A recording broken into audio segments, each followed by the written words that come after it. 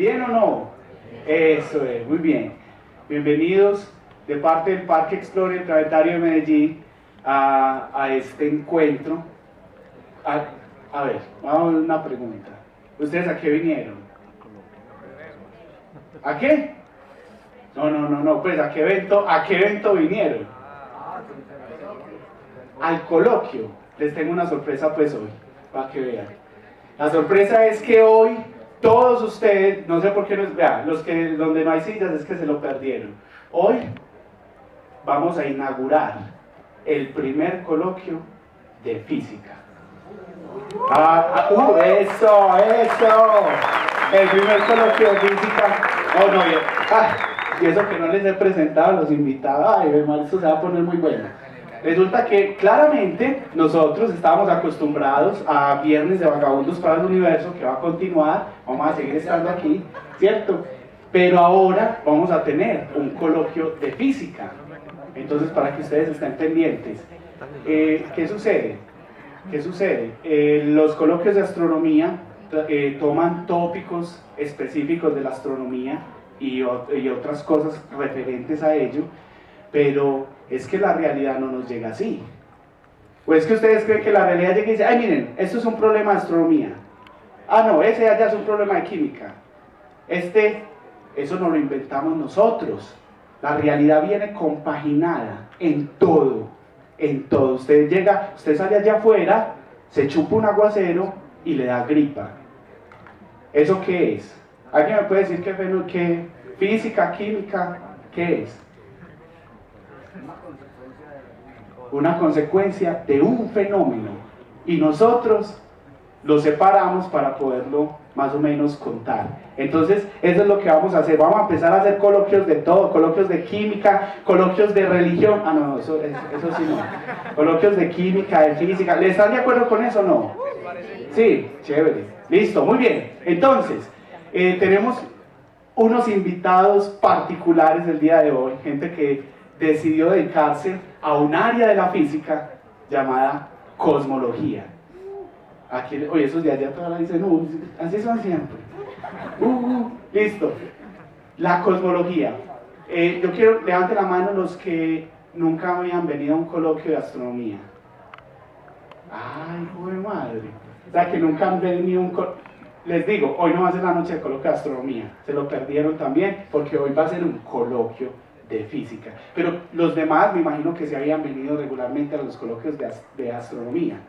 Sí, cierto. Listo. Y en los coloquios de astronomía...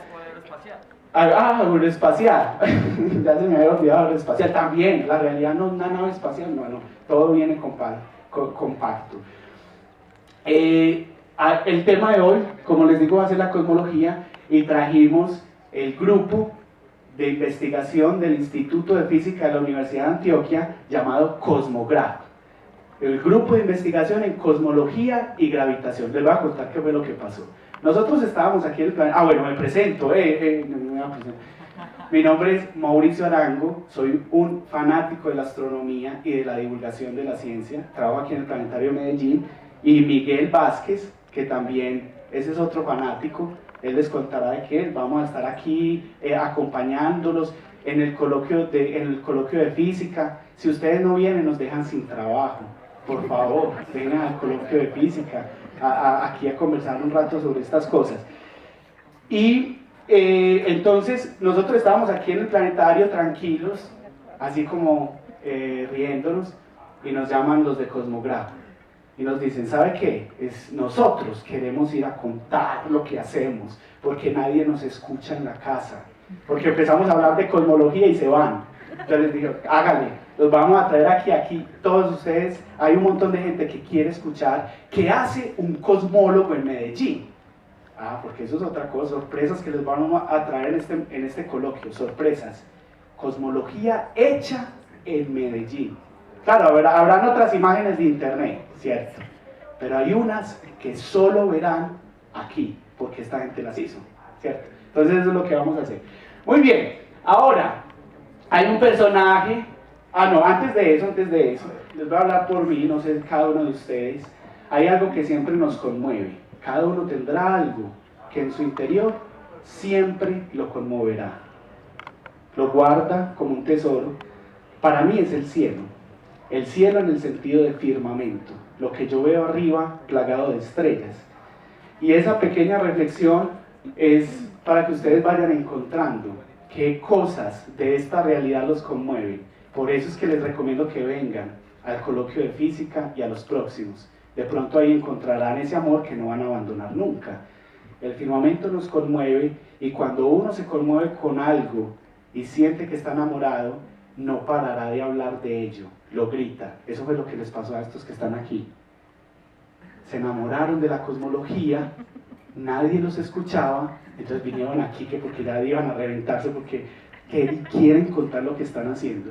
Y esta idea aquí no nos podemos desprender de Sagan, ¿cierto? No, eso se hace un coloquio de física y bueno, así traemos a Sagan esta bella frase y ese firmamento casi que inconmensurable. Ahora, hay otro personaje que seguro recordaremos por estas sesiones, ¿cierto? Es este que hay aquí, pero este ya no va a estar más aquí, por estos días. Este ya no va a estar aquí, pero sin duda lo podemos recordar. Lo podemos recordar con algunas de sus peculiares palabras, pero solo conmemoración. O sea, yo tampoco soy grosero, ninguno es grosero.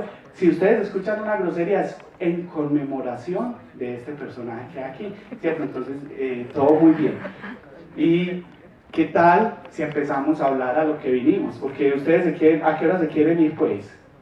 ¿A qué hora se quieren ir? A las 10. Les voy a contar algo.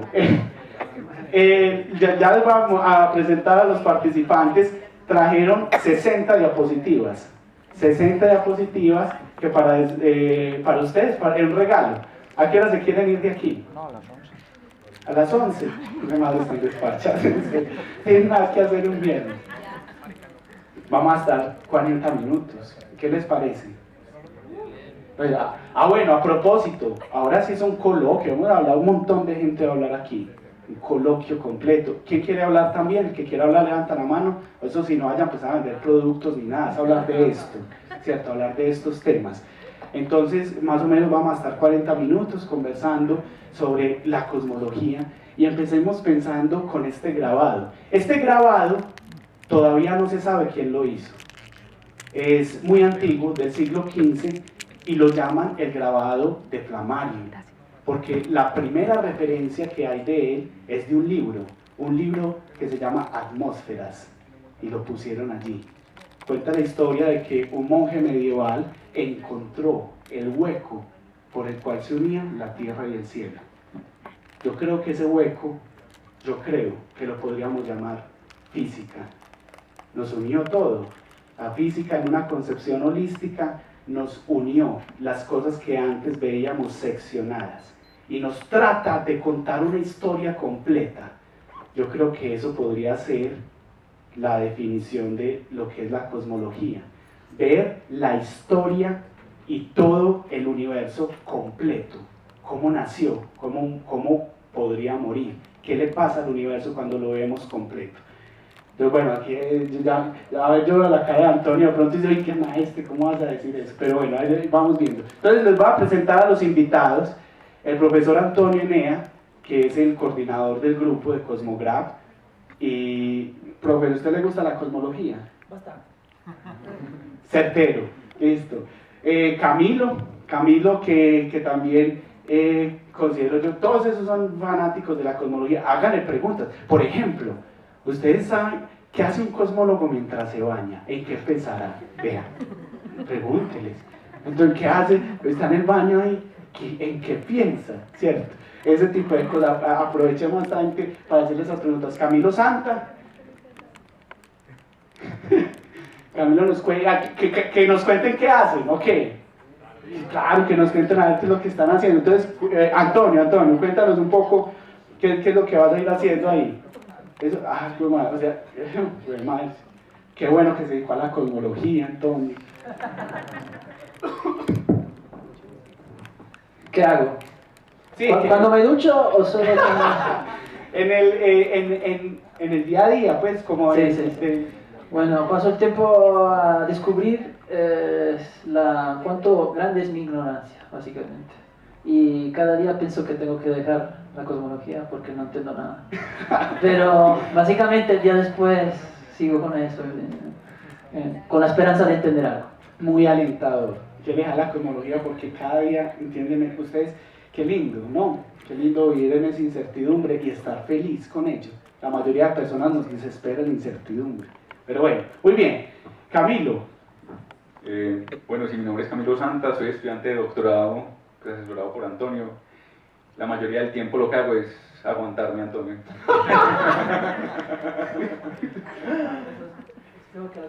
Bueno, les voy a adelantar un chisme. Un chisme. Les gusta pelearse. Pero bueno. Y por ahí hasta esta semana trabajamos en teorías de gravedad modificada. Sí. Teorías de gravedad. Ustedes levanten la mano el que alguna vez en su vida escuchó la palabra teoría de gravedad. Bueno, vamos a restringirlo. Gravedad. ¿Quién no ha escuchado esa palabra en su vida? Uy, hay personas que no han escuchado la palabra gravedad, ¿cierto? ¿A alguien se le ocurre una imagen de lo que es la gravedad? O sea, si yo digo gravedad, ¿en qué piensan? Por ejemplo, ¿tú en qué piensas? Yo digo gravedad, no sé qué se le viene a la mente. Que no cae, particular, gravedad que no cae, listo, vamos a tratar de concretizar ese tipo de cosas. Teorías de gravedad modificadas, o sea, hay una teoría de gravedad, pero ya la tuvieron que modificar, ¿cierto? Listo, muy bien, vamos a ver qué... Bueno, mi nombre es Cristian García, soy estudiante de noveno semestre de astronomía y el campo pues, que yo desempeño en el grupo es hacer simulaciones computacionales y llevarles los títulos, que todos son doctores, pues todos son doctores excepto yo. Qué buen negocio, llevarle los títulos a los colegas. Y ya. Listo. Pero Cristian trajo algo novedoso hoy. Ahorita nos va a contar eso novedoso que trajo. ¿Y Sergio? Bueno. Buenas noches, mi nombre es Sergio. Soy estudiante de doctorado también asesorado por Antonio. Si Antonio no entiende, se imaginarán que yo entiendo mucho menos, pero he intentado también trabajar en cosas relacionadas con lo que vamos a hablar más o menos hoy, que es inflación, y algo que se llama teoría de perturbaciones cosmológicas, que es necesario también para estudiar varias cosas de inflación. Listo. ¿Alguien trajo libreta para anotar? Si trajo, entonces hágase, porque aquí no vamos a anotar nada, es que venimos a conversar. ¿Sí o qué? Yo tengo una pregunta, por ejemplo a Camilo, voy a hacer una pregunta a Camilo. Camilo, de todas las cosas que hay en la vida, hay muchas ideas alrededor, ¿cierto? Cada uno de ustedes hace muchas cosas en el día. ¿Usted por qué eligió dedicarle su vida a esas ideas? Pues honestamente, pues yo soy ingeniero y yo empecé trabajando con ingeniería en el área financiera cuando descubrieron el Higgs, ¿cierto? En el 2012 descubrieron el Higgs y yo me enamoré del tema. Entonces yo empecé por el lado de partículas y después Antonio me convenció, me pasó para el lado oscuro. Muy bien, ¿ustedes recuerdan esa noticia? Cuando el Higgs, el campo de Higgs tiene acuñado un término en la cultura popular que es la partícula de Dios, ¿cierto? Se le asocia de manera, ¿cómo decirlo? Cariñosa. Bueno, ese término. Increíble, ¿cierto? Cómo un hecho cambia por completo la visión de alguien. ¿A ustedes les ha pasado eso? Ojalá que una cosa de las que siga aquí en el coloquio, que dentro de 10 años ustedes digan, vea, yo me dedicaba a vender en Adul, pero fui al coloquio y ahora soy cosmólogo o cosmóloga, ¿cierto? Chévere, chévere. O que digan, yo era cosmóloga, fui a un coloquio y ya nunca más quise saber de eso y soy taxista. También puede ser una opción. Y Miguel no se presentó. No me presentes. Yo soy astrónomo de la Universidad de Antioquia, en este momento estoy trabajando como divulgador del Planetario de Medellín. Y eso, yo también soy otro ñoño completamente. Alguna vez hablé en algún coloquio por acá, pero No recuerda. pero era uno de ustedes. Y ya estoy trabajando en el Planetario muy feliz. Y estoy muy feliz de estar con esta gente tan tesa y tan ñoña hoy para discutir cosas que nadie entiende, ¿no? ¿Sabe qué es lo bueno de uno discutir cosas que nadie entiende? Que nunca se va a sentir mal, porque si Antonio no entiende, ¿cuántos años, Antonio, llevas en la investigación de la cosmología? Llevo 20 años de ignorancia. 20 años. No, nadie que nos vamos a sentir mal por eso. Siéntanse felices. Entre menos entiendan, más felices nos vamos a sentir aquí. ¿Sí o qué? Listo. Entonces, empecemos. Por ejemplo, Antonio quiso poner esta imagen. Uy, ¿por qué quisiste poner esta imagen? Porque quería explicar que realmente la cosmología no es algo nuevo. Es decir, desde el comienzo de los tiempos, los seres humanos siempre se hicieron las mismas preguntas, ¿sí? De dónde venimos, cuál es el origen de lo que nos rodea, etcétera, etcétera. Entonces, ese es un ejemplo de una representación de la cosmología maya, si no me equivoco, pero aquí supongo que tú me puedes ayudar más. Aquí hay una exhibición de la arqueoastronomía maya. ¿Han venido al planetario a verla? ¿No? Solo vienen al coloquio. Uy, solo vienen al coloquio porque es gratis. Vamos a empezar a cobrar el coloquio también porque eso. Ah, bueno, tienes razón. Con la cuenta de servicios del planetario es gratis. ¿Sabían eso? Eso no es con Sí. el estrato 3. Ah, es que usted qué estrato es. No, es que claro, con razón estrato C. Estratos 1, 2 y 3. El 3 también hay. Listo, el 3 también. De Medellín. Ah, yo no, ni listo, de Medellín. La cosmología, yo creo que trata de responder, como decía Antonio, esas preguntas fundamentales que cada cultura sobre la Tierra de alguna manera se ha hecho y también ha dado respuesta. No es que no hayan dado respuesta, algunas dieron respuesta desde lo mitológico o desde otras áreas. Por ejemplo, ¿de dónde nació todo? Esa pregunta es linda. Esa es una pregunta cosmológica. ¿Cierto? Listo. A ver, preguntémonos otra cosa. ¿Qué preguntas tiene la cosmología? La primera es cómo se originó todo lo que vemos. Básicamente, en principio, la cosmología trata todo lo que existe, ¿sí? Entonces, en principio, un modelo cosmológico completo explica todo. En práctica no es así. Con razón, 60 diapositivas, todo. Pero, digamos, el intento es buscar una explicación de lo que se observa fuera de la Tierra en larga escala. Entonces, no solo la galaxia donde nosotros vinimos, sino todas las galaxias, de todo lo que podemos observar, de dónde se originó.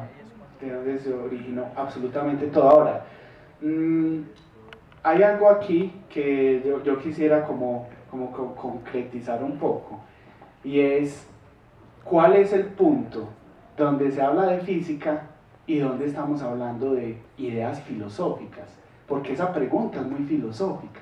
¿De dónde salió todo? Es algo muy filosófico. ¿Será que uno puede marcar claramente un límite? Digamos que lo que distingue lo que se llama cosmología moderna, que es la que se supone que nosotros estamos haciendo en este siglo, de la cosmología, digamos, antigua, es que por primera vez podemos formular un modelo y también con un experimento comprobarlo. En ese sentido no es pura filosofía.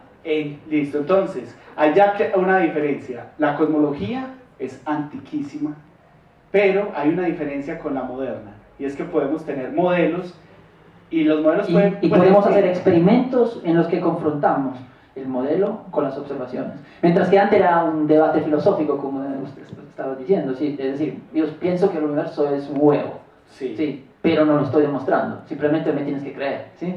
Ahora realmente el huevo lo podemos observar, digamos. Podemos hacer ese tipo de observaciones. Sí, sí. Y ustedes trajeron ese tipo de observaciones. Tenemos un huevo acá, sí. Tienen un huevo, pero no uno filosófico. Este es como esa una cosmología de una cultura en particular. Cada una tuvo una, pero esta era algo que ellos creían. Quién sabe, no tenían forma de comprobárselo a otro. Pues ellos dicen que sí, ¿ustedes les creen? Que ellos dicen que tienen cómo comprobarlo, las cosas que ahora la cosmología moderna dice. ¿Ustedes les creen? Siempre madres tan confiados, pero bueno, sí, cierto, no, escépticos, yo soy escéptico hasta el final. Vamos a ver. Entonces, empecemos a ver qué tipo de objetos son estos que hay acá. No, bueno, ¿puedo hablar con la luz? Claro. Gracias.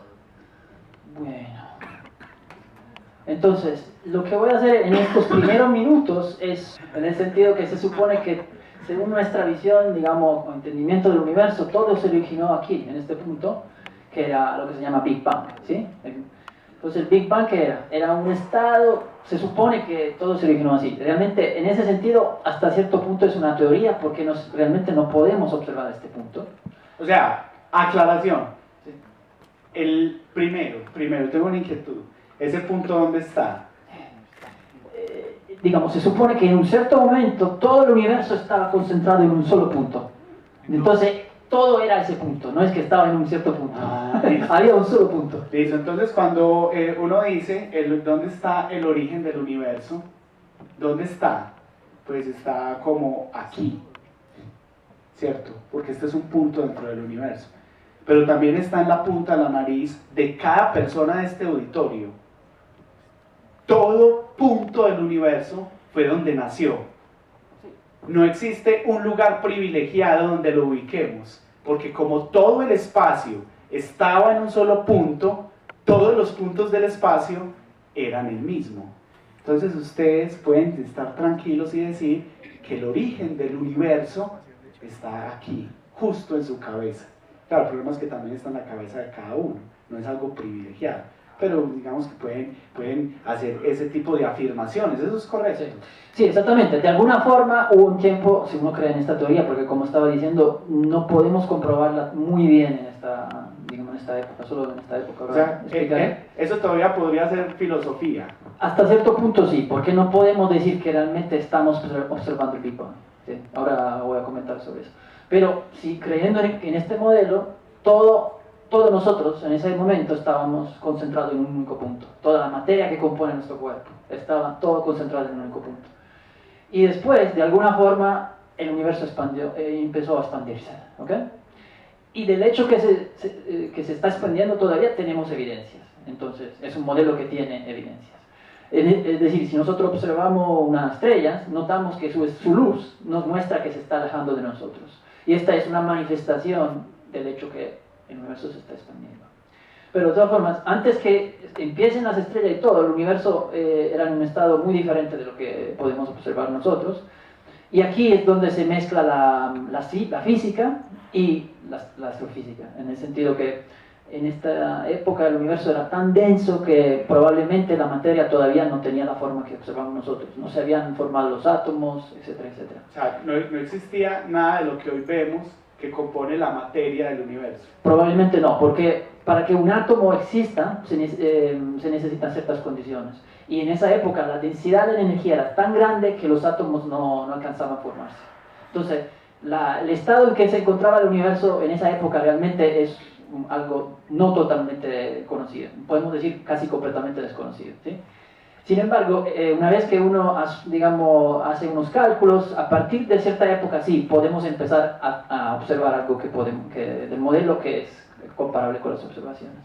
Y eso ocurre, digamos, en esta época. Aquí tenemos una escala temporal de años, de todo eso, pero realmente la fase de expansión primordial es esa duró muy poco, como la millonésima parte de un segundo, era muy rápido. Entonces, al principio de toda esa expansión del universo, hubo una época en la que el universo supuestamente se expandió muy rápido, y eso se llama inflación cósmica, ¿sí? Después hablaremos más de eso. Y la mayoría del tamaño del universo actual que observamos, supuestamente está asociada a esta expansión primordial que ocurrió muy rápidamente. Después, básicamente la temperatura del universo se baja. ¿Por qué se baja? Porque todo se está alejando de todo, entonces de alguna forma la temperatura se baja también. Y bajándose la temperatura empiezan a formarse los átomos, ¿okay? Y al final se forma la materia que compone nuestros cuerpos, las estrellas y todo. Yo tengo una pregunta, y es que todo el tiempo has hablado como de expansión, de ese momento como de inflación y todo, pues y todos hemos escuchado la teoría del Big Bang, y uno siempre piensa como en una, pues traduciéndolo literalmente, gran explosión. Uno sí puede hablar de explosión como tal, o eso es un término que de pronto está como mal usado, o que simplemente fue el término que se le dio a la teoría, pero que en realidad O sea, ¿qué tan explosivo, entre comillas, fue? Probablemente no es apropiado. Digamos, no es que tenemos un modelo de la explosión. Simplemente la idea es esta. Si alguien se está expandiendo, de alguna forma, si vamos atrás en el tiempo, se está contrayendo. Y entonces se llega a un punto en el cual la densidad es muy alta. ¿Okay? Entonces no sabemos realmente si no es que ocurrió una explosión propiamente hablando. De hecho, lo que se llama inflación no es una explosión, simplemente es una expansión muy rápida, pero no es que... Big expansion. Sí. En vez de Big Bang, sí, Big sí, Expansion. sí. Le cambiamos el nombre. Le cambiamos el nombre De acuerdo. Hubo un concurso en el año 2002 para cambiarle el nombre a esa teoría y no ganó ninguno. Resulta que el Big Bang fue un término acuñado por un astrofísico inglés, Fred Hall. Fred Hall era un astrofísico inglés súper respetado, una de las personas que había contribuido a la teoría de la fusión nuclear, la cual daba como resultado que entendiéramos por qué las estrellas brillan y de dónde salen los elementos químicos. Georges Lemaitre, uno de los padres de la teoría del Big Bang, él la llamó la teoría del huevo primigenio, que fue el primero en construir una teoría física, un modelo físico para esto, de dónde fue que surgió el universo, que tuvo un nacimiento, esas ideas. Fue un día y habló con Fred Hall, y se sentó y le dijo justo lo que Antonio nos está diciendo en este momento, que no existía universo y que el universo había nacido y había crecido. Entonces Fred Hall le dijo, es ridículo, o sea, así, miren Antonio, le decimos, ridículo, ¿cómo me estás diciendo que todo este universo, con lo inmenso que es, las galaxias que son decenas de cientos de miles de millones de estrellas ahí metidas, ¿cómo me vas a decir que nació todo de un punto diminuto? Eso es ridículo, como si el universo hubiera nacido de un Big Bang, de una gran explosión. Es un término despectivo, pero eso sonó mucho, pegó mucho. Así como esas canciones malucas, pero que pegan mucho. Usted las baila y todo, pero ni siquiera le gusta. El ritmo le pegó. Entonces... bueno, ese tipo de acuñación, entonces pegó, y así se llama la teoría. En el año 2002 se trató de hacer la revista Sky and Telescope, que a propósito la revista Sky and Telescope entró en quiebra. Por si aquí hay algún magnate multimillonario y la quiere comprar, lleva años, decenas de años publicándose y entró en quiebra la compañía pues que hace esas revistas. Pero entonces propuso un concurso para cambiarle el nombre a la teoría y no ganó ninguno, así que esto se llama teoría del Big Bang todavía, pero es un término despectivo. Precisamente no hay una explosión, y no hay una explosión porque no había espacio ni tiempo, porque es que ese es el origen del espacio y del tiempo. Entonces antes de eso usted no podía ubicar eso en ningún lugar, no existía, o si existía algo. Digamos que en realidad este modelo no es el único. Hay también otro modelo alternativo que es el modelo de rebote, que dice que el universo, digamos, realmente no hubo un estado de densidad infinita, simplemente hubo un universo que se contrayó y después empezó a expandirse nuevamente. Pero esta teoría tiene problemas, no es completamente consistente con las observaciones. Como un acordeón, o sea que el universo es como un acordeón. Algo así, sí. Existen también esos tipos de teorías. Un costeño más que la hizo un costeño. No. Listo. Okay. Digo, de todas formas, esta fase del universo, hasta que nos emite lo que se llama radiación cósmica de fondo, de la cual ahora hablaré, básicamente es una fase hipotética, porque no se puede observar nada de esa época. ¿Okay? Después, a partir de cuando los fotones de la radiación cósmica de fondo se emitieron, y ahora explicaré qué quiere decir eso, de esa época en adelante podemos empezar a tener evidencias observacionales, podemos observar algo, ¿de acuerdo? Entonces, esto ocurre básicamente cuando ya se formaron los átomos y todo eso. Básicamente, el estado primordial de la materia probablemente era muy diferente del estado que podemos observar hoy. Le hago un ejemplo, un átomo de hidrógeno. ¿Qué es un átomo de hidrógeno? Es un núcleo con un neutrón y un protón y un electrón que está rodeando, ¿sí? Pero este átomo, si la temperatura es muy alta, yo le puedo quitar el electrón, por ejemplo. Y entonces la temperatura del universo primordial era muy alta, entonces ese átomo no se podía formar, porque cuando el electrón se empezaba a rodear, digamos, eso es una algo muy simplificado, pero cuando el electrón empezaba a rodar en torno al núcleo, llegaba un fotón que lo quitaba, ¿de acuerdo? Entonces básicamente no se formaban átomos estables. Entonces, la formación de átomos estables empieza a partir de ese momento y después se forman los átomos y la gravedad empieza a actuar, se forman las galaxias y al final llegamos nosotros. Listo, entonces, el resumen de esto estaba toda la energía del universo. Cuando uno habla de energía, habla de, en ese punto, ¿de qué? Porque no habían partículas. Básicamente era radiación. Radiación. Sí, radiación. Mejor dicho, era algo que se movía muy rápido, digamos, si quieres. Porque eso es lo que, por definición en cosmología, la radiación quiere decir partículas que se mueven muy rápido. Por ejemplo, un neutrino es radiación también, porque se mueve casi a la velocidad de la luz, entonces prácticamente se... O sea que todo lo que se mueva a una rapidez similar a la rapidez a la que viaja la luz es radiación. Se llama así, básicamente. Bueno, y por ejemplo, ¿qué cosas conocemos que estemos seguros de que viaja a esa velocidad o cercanas a velocidad? Los neutrinos. Los neutrinos antes no se sabía, ahora se sabe que tienen un poco de masa, pero tienen que tener muy poca masa porque viajan muy cercanos a esa velocidad. Sí. O sea, los neutrinos, la luz, ¿qué otra cosa? Las ondas gravitacionales, otra cosa que viaja a esas, o sea que las ondas gravitacionales se parecerían a la radiación, serían radiación. Bueno. No exactamente, pero de alguna forma la energía que está acumulada en forma de ondas gravitacionales parece radiación, se puede poner así, pero no exactamente. Las arepas no viajan a la velocidad de la luz. No viajan. Están hechas de masa. Pero si uno tuviera una arepa que tuviera muy poca masa, que pudiera viajar a esas velocidades cercanas a la rapidez de la luz, sería radiación. Sería una arepa radioactiva. No. Una pregunta, y cuando uno habla entonces de partículas radiactivas, ¿eso también es radiación? ¿O eso no es radiación? No, esas partículas se llaman así, de hecho llamarla arepa radioactiva es incorrecto, pero no, simplemente son partículas que emiten radiación, pero las partículas en sí, si tienen masa, no se comportan como radiación. A menos que ¿no? nada, pues radiación gamma. Bueno, lo único claro que yo tenía hasta aquí es que nada es como se nombra. O sea, usted nombra una cosa y no es eso que nombró. Claro, o más o menos es lo que hemos Sí, visto. efectivamente la cuestión es esta, hay conceptos muy complicados y entonces por razones prácticas hay que condensarlo en pocas palabras, ¿sí? Entonces uno no puede pasar 20 minutos diciendo no es un Big Bang, no es... Entonces al final todo lo llaman Big Bang. Claro, o sea, así se llama, ¿cierto? Pero no es una explosión. Es incorrecto, sí, es incorrecto. Exacto. Es como la energía oscura, la materia oscura. Solo nombres. Son nombres que explican conceptos complicados. Bueno, además de esto, hay que aclarar algo y es que eso que estamos allá tratando de mostrar, hasta el día de hoy, solo ha ocurrido una vez en el universo.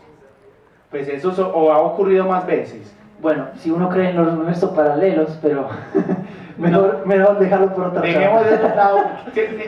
No tenemos evidencia de esto ahora, nos vamos a inventar otros universos, ¿cierto? Pero bueno, en este modelo solo ha ocurrido una vez en el universo. Sí. ¿Usted cómo nombra algo que solo ha ocurrido una sola vez en todo el universo? De ahí viene lo difícil de darle un nombre a este tipo de cosas. Entonces, para resumir, toda la energía estaba muy condensada, como se expandió, se enfrió, y al enfriarse nacieron estructuras. Sí. Y al final nosotros. Y al final algunas estructuras complejas como estas, muy muy complejas como esta o como la vida. Listo. Muy bien. Entonces, vamos... bueno, ese es el que está ahí pensando. Sí. Entonces, para entender el universo es necesaria una teoría, cuyas ecuaciones son estas, que son las ecuaciones de Einstein, se llaman. O sea, para entender el universo podemos utilizar a Newton, el universo a esta escala. No. Las leyes de Newton. No, digamos que hay que hacer muchos trucos para utilizar Newton, porque el concepto de expansión se puede meter, pero digamos, la forma natural para el modelo cosmológico en el cual nosotros creemos hoy está basado sobre la teoría de Einstein, digamos. Y esta teoría dice que el espacio-tiempo, que aquí está representado con esas líneas, tiene una textura que depende de la distribución de materia y energía. Entonces, donde más materia o energía hay, tanto más curvo es el espacio-tiempo. Esa es la interpretación geométrica de la fuerza de gravedad. Entonces, en esta teoría, cuando un planeta tiene una órbita, realmente esta órbita no es curva. Esta órbita es una línea recta en un espacio curvo. ¿Me entienden? Entonces, si yo aquí me estoy moviendo, por ejemplo, a lo largo de una de esas líneas, empiezo a rodar. ¿Por qué? Porque es el espacio-tiempo mismo que está curvo. No es que hay una órbita curva. Esta es la interpretación geométrica de la gravedad. Listo. Entonces, lo primero, para explicar este universo como un todo, hoy la única herramienta que tenemos, más o menos buena, pues así que nos sirva, es la teoría general de relatividad, donde concibe que todo el universo es un espacio-tiempo y las cosas la energía está metida dentro de ese espacio-tiempo y le cambia la forma al espacio-tiempo. Quiero algo para que pensemos en esto. Cuando decimos espacio-tiempo, es espacio-tiempo. Quiere decir que si yo cojo aquí energía y la pongo en este espacio-tiempo, además de que cambia el espacio, también cambia la forma en la que medimos el tiempo ahí. O sea que el tiempo no es igual aquí que en cualquier otro lugar del universo, porque cualquier lugar del universo tiene una distribución de energía diferente. Por ejemplo, la Luna y la Tierra. Si uno está aquí parado, la Tierra deforma el espacio-tiempo, pero si uno va de una manera, pero si uno va y se para la Luna, pues la Luna tiene menos masa que la Tierra, entonces deforma el espacio-tiempo diferente, y los relojes allá no marchan al mismo ritmo que los relojes que marcharían acá. ¿Han escuchado de esto alguna vez? ¿Alguna vez, cierto? Que eso es algo muy cotidiano, sí, un fenómeno conocido como dilatación, pero pasan más de eso. Pero bueno. De hecho se utiliza en el GPS. Bueno, es cotidiano. Es cotidianísimo, la relatividad es cotidianísima, lo que pasa es que tenemos que desprendernos de otras ideas. Les voy a mostrar un experimento relativista. Un experimento relativista aquí, mírenlo. ¿Por qué se cayó eso? ¿Y qué es la gravedad? La curvatura del espacio-tiempo. Pusimos a prueba el experimento de la curvatura. ¿Sí ven la curvatura? Les voy a mostrar otra vez la curvatura, pues, para que vean qué buena gente soy. ¿Vieron la curvatura en el espacio-tiempo? Bueno, muy bien. Uy, va mucho. ¿Cuánto va, Miguel? ¿Cuánto tiempo va? Como ya 30 minutos. No, 30 minutos. Tenemos que ir rápido. Vamos a ir más rápido porque queremos ver noticias y cosas que... Solo una pequeña paréntesis. Sí. La teoría de la relatividad se utiliza en los GPS. Entonces, para poder, debido al hecho que el tiempo en la Tierra y el tiempo en el espacio es un poco diferente, para medir con grande precisión la posición de algo con un satélite, es necesario tener en cuenta que el tiempo medido en el satélite, el tiempo medido en la Tierra no es igual. ¿Okay? Entonces no es algo puramente teórico, así fantástico. Bueno, aquí lo acabamos de comprobar. O por ejemplo, cuando yo levanto algo, es que está muy pesado. No es que usted se está oponiendo a que esto siga la curvatura del espacio-tiempo. Por eso es que le causa esfuerzo levantarlo. Es así, tenemos que cambiar de ideas. Pero bueno, listo. Entonces, volviendo a la cuestión de la expansión del universo, si usted ve este embudo, ¿sí? Esta zona del embudo en la que el universo se expande muchísimo, esto es el tiempo. Esta es lo que se llama inflación cósmica, ¿okay? La inflación cósmica es cuando el universo en un tiempo muy pequeño se expande muchísimo, ¿okay? Básicamente millones de veces. Ustedes pueden ver, el embudo aquí es más o menos después que termina la inflación tiene más o menos el mismo tamaño. Entonces la mayoría del tamaño del universo se logró en ese intervalo de tiempo muy breve que se llama inflación cósmica. Engordó, el espacio engordó mucho, rapidísimo. Se volvió gordo pero de tacada. A eso le llamamos inflación cósmica. Inflación cósmica. No tiene que ver con la monetaria. Con la inflación, uy sí, grave la inflación de Venezuela. Bueno, y la de aquí. Todos los años incrementa el pasaje. ¿Ustedes han visto que el pasaje disminuye?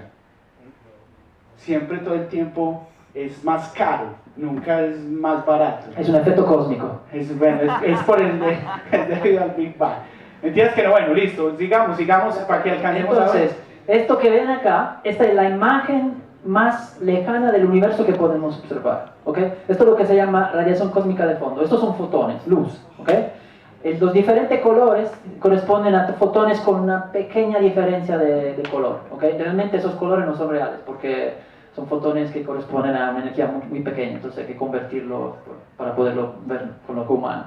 Entonces, esto es lo más temprano, esos fotones, poco después que terminó esa época de expansión del universo. De hecho, si ustedes miran acá, sería este huevo que está acá. Y entonces, muchas de las cosas que se estudian en cosmología están relacionadas con la propiedad de esos fotones. Esos fotones se pueden medir aquí en la Tierra y hay que tener una antena bastante, digamos, precisa y se pueden medir.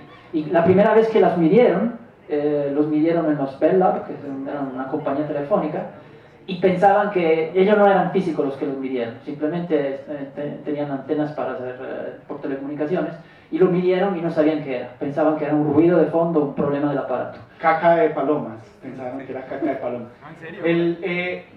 Yo creo que ustedes, algunos de ustedes, otros creo que no, han visto la radiación cósmica de fondo. Porque cuando uno tiene un televisor, yo todavía tengo esos televisores, no les miento, de los que son gordos atrás, de tubos de rayos catódicos, y uno se queda sin parabólica. ¿Qué ve en la pantalla?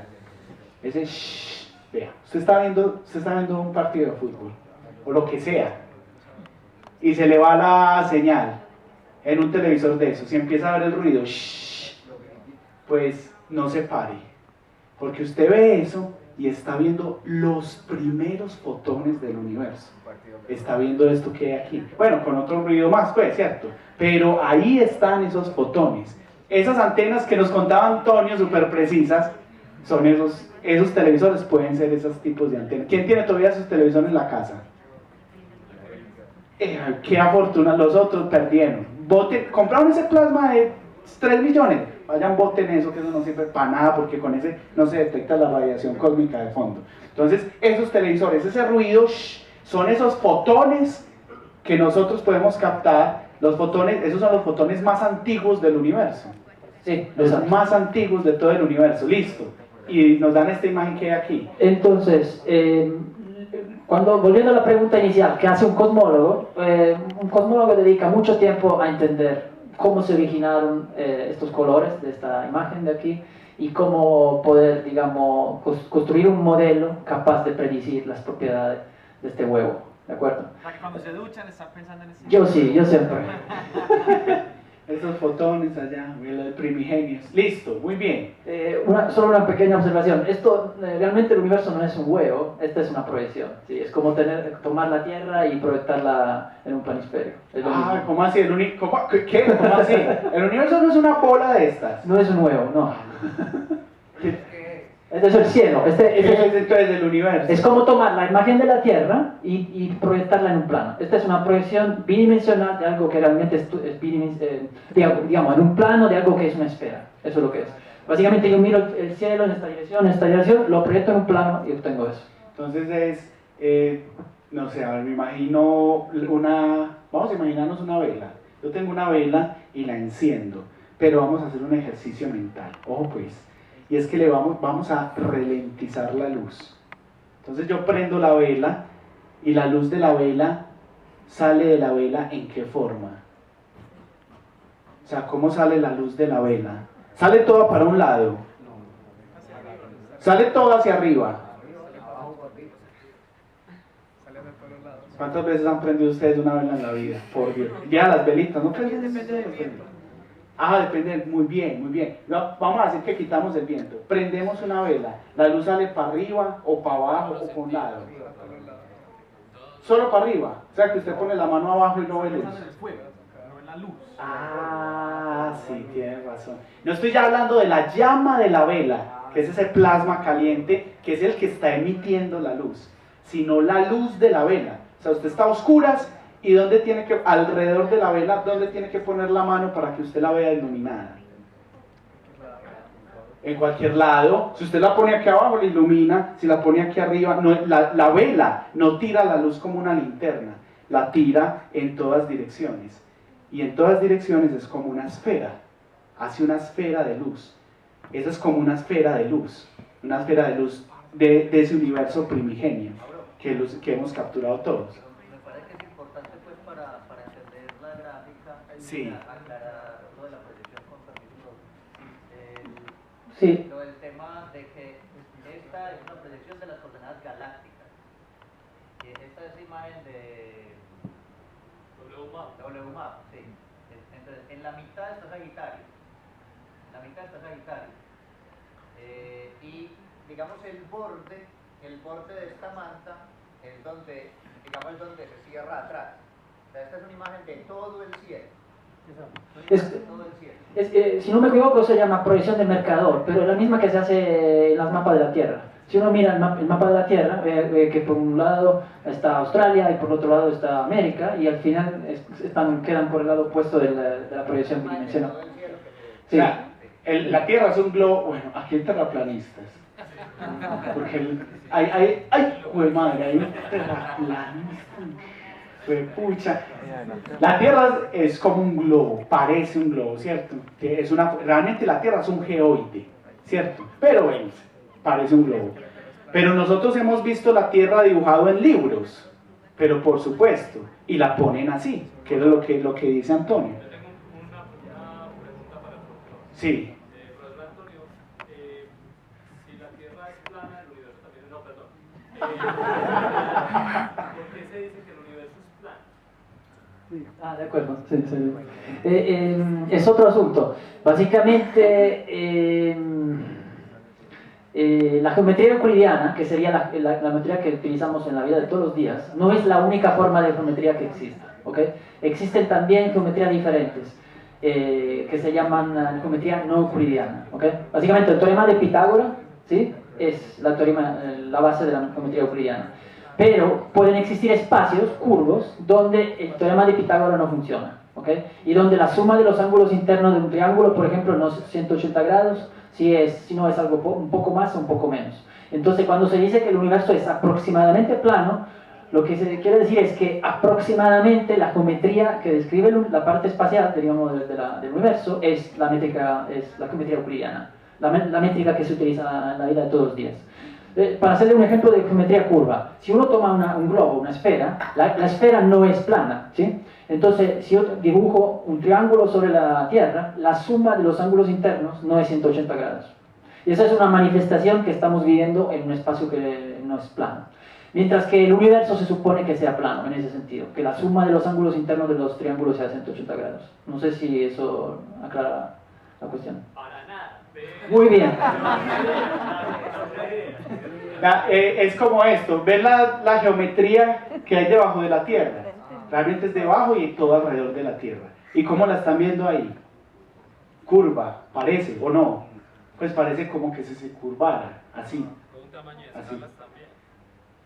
Eso es importante, porque ahí estamos viendo que la Tierra sí curva el universo. Pero Antonio nos dice, el universo tiene geometría plana. No es en particular alrededor de la Tierra, o del Sol, o de una galaxia. Es cuando vemos el universo a la gran escala, donde están los supercúmulos de galaxias. Si usted ve todo el universo en supercúmulos de galaxias, no se curva así, sino que parece plana. Pero si usted va y se hace al lado de la Tierra, como todos aquí que estamos al ladito de la Tierra, estamos en una geometría curva. Por eso como que nos vamos hacia el tobogán de la geometría. Entonces ese universo a gran escala es el que presenta la geometría plana.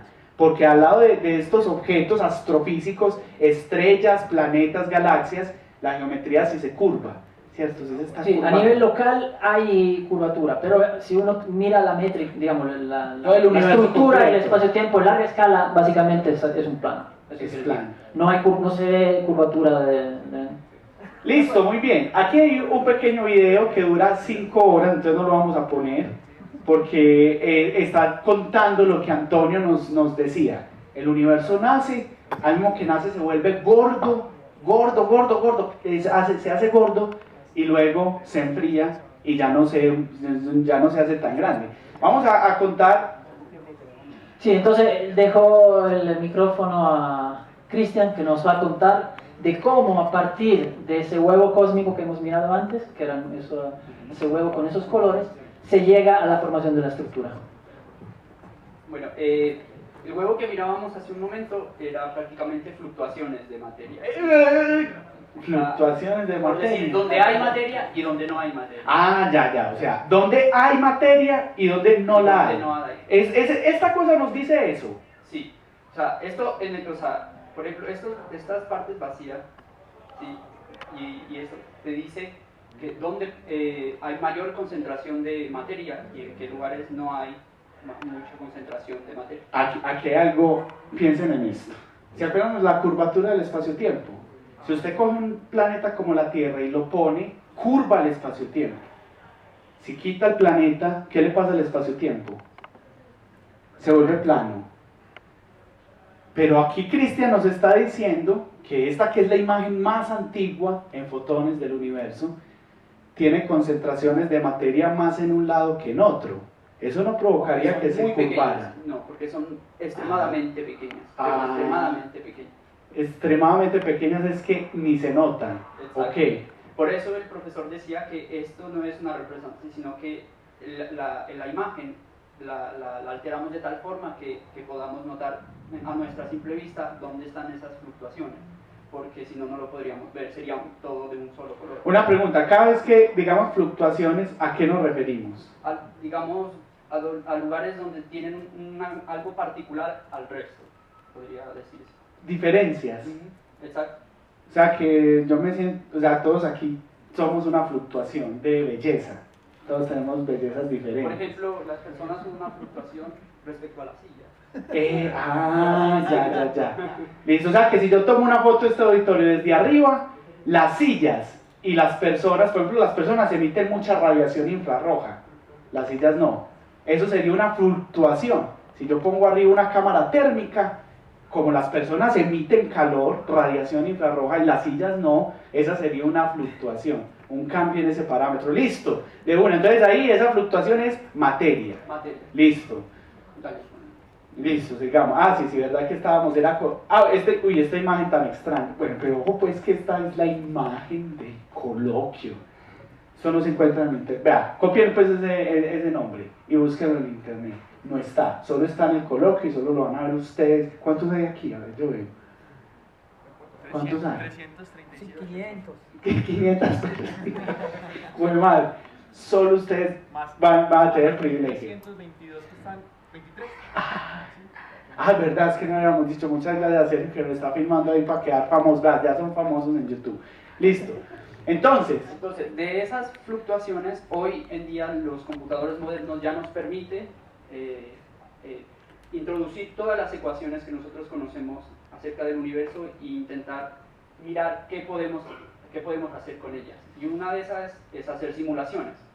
¿Sí? Un computador moderno de escritorio, pues, algo un poco más potente que los normales, pero ya un computador que tú puedes comprar es capaz ya de hacer una simulación como esta.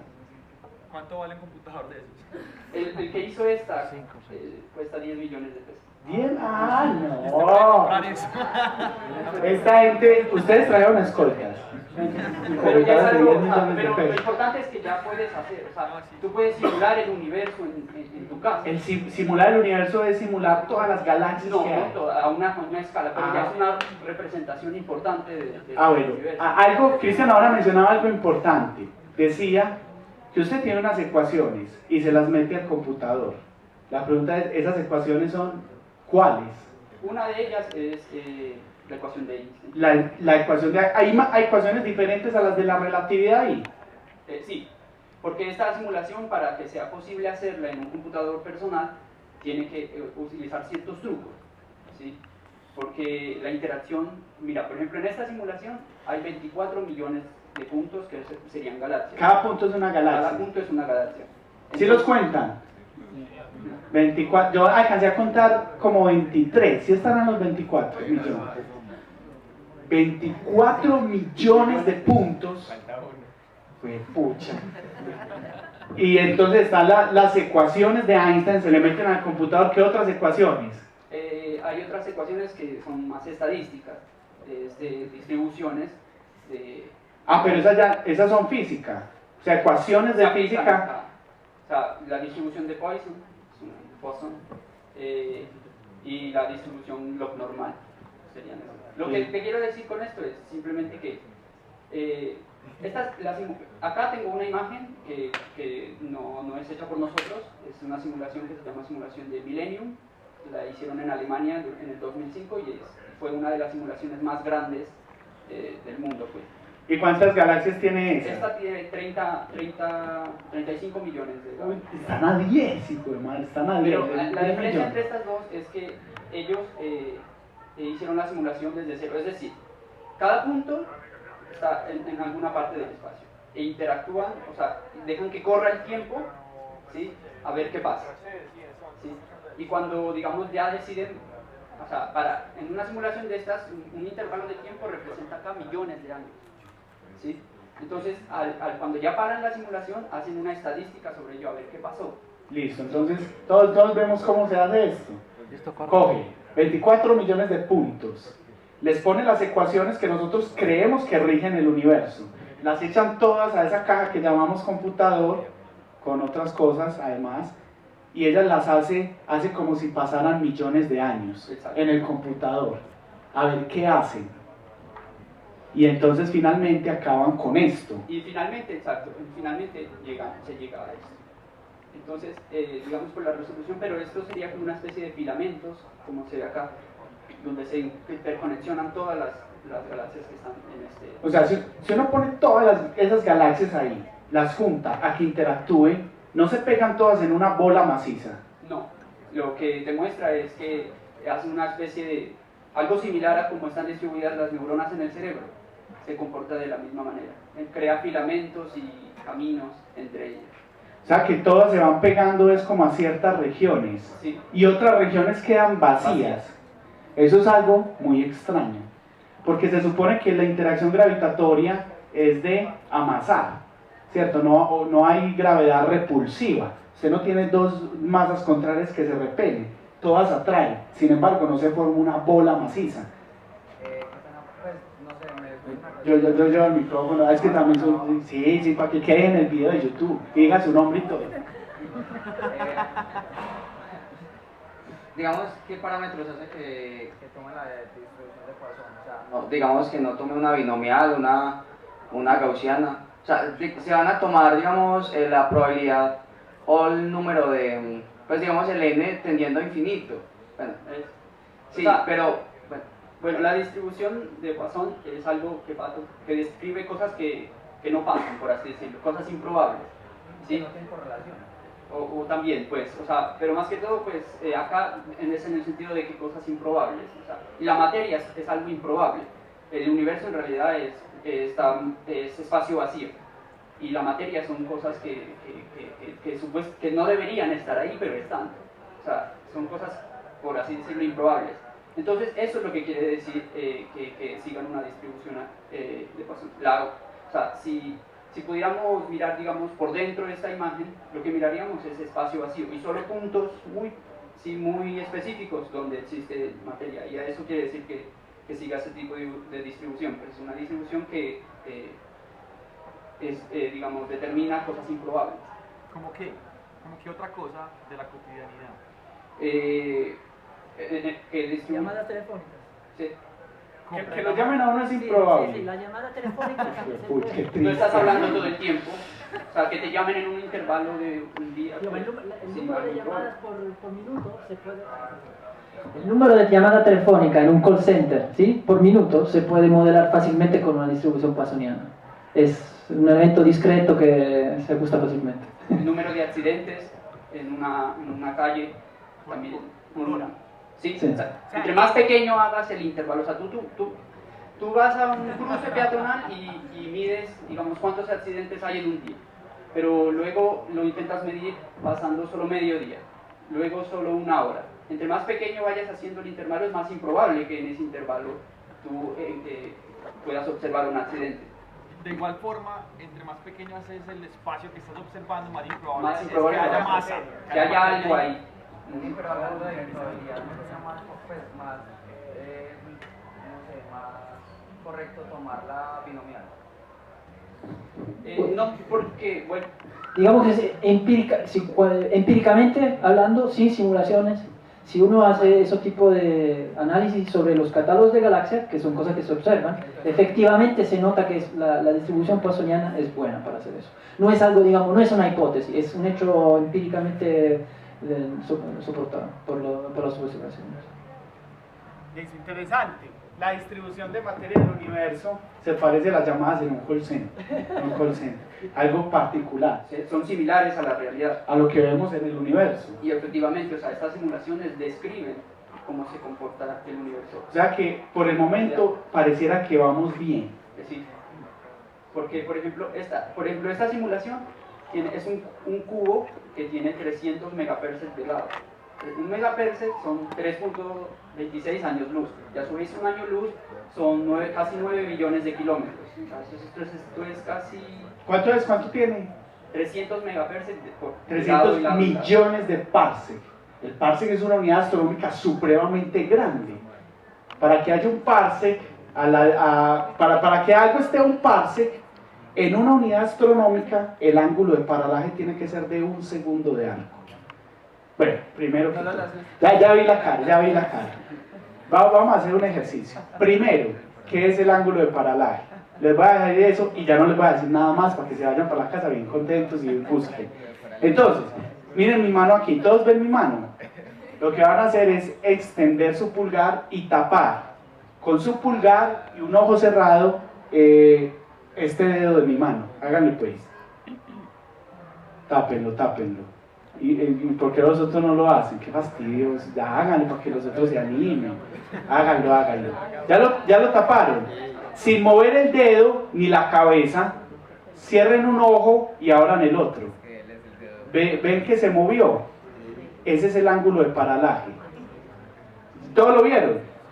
Para que una cosa esté a un parsec, el ángulo de paralaje, cuya distancia, el ángulo de paralaje aquí, la diferencia se debe a la separación de sus ojos, que es la que les da la sensación de profundidad. Pero para definir un parsec, esa distancia es la unidad astronómica, lo que hay de aquí al Sol en distancia. Y la cosa tiene que estar tan lejos para que ese ángulo sea de 1 segundo de arco.